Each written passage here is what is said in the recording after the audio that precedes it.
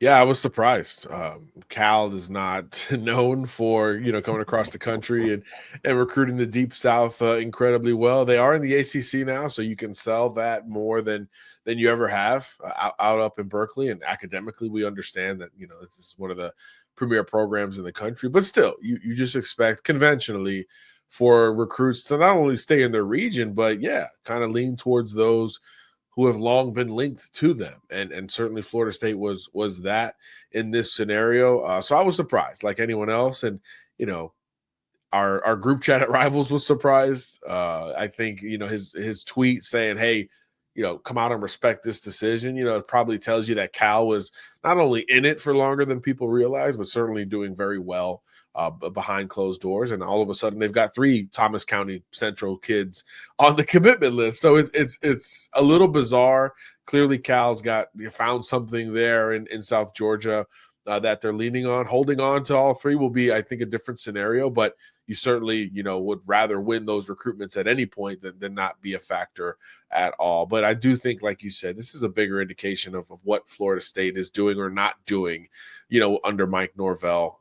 Before they got the corner from Maryland, every kid committed was an in-state kid. We know what happened with Smeagol, who again just committed to Michigan. So you're still searching for your QB1, and simultaneously, this new group of assistant coaches that Mike Norvell has hired has been sort of up and down to this point. Official visit season is still ahead, and I think like most programs, we'll probably see a little bit of a bump.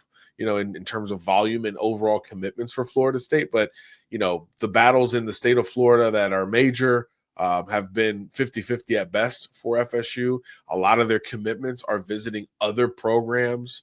Darrell Bell, Tadarius Hughes, Karan Maycog. I mean, to come to mind immediately, they're visiting several programs, since making that Florida State commitment. So there's a real crossroads ahead, for this recruiting class. And not only trying to find that QB1, which is always important for stability, but I think just keeping the core group together, I think is going to be, interesting for this group, because some of those guys that are on board committed to some previous assistant coaches, and they've just, held on and stuck with it through the transition, particularly on the defensive side of the ball. So you're interesting. It's interesting to see, how long they'll be able to hold on to some of these pledges. But if you keep missing on, pipeline guys, if you keep, the border in the state of Florida, closed, but those guys are all visiting other programs. So if these trends continue in the direction that they feel like they're trending today, Florida State could be in for a rougher 26 cycle than we saw in 25. And for those who don't remember, in 25, it was a bit of a fire sale at one point. Once, Tramel Jones, some of these other guys flipped away from Florida State, they had to rebuild the class very late in the cycle. And they did a good job relative to the time they had.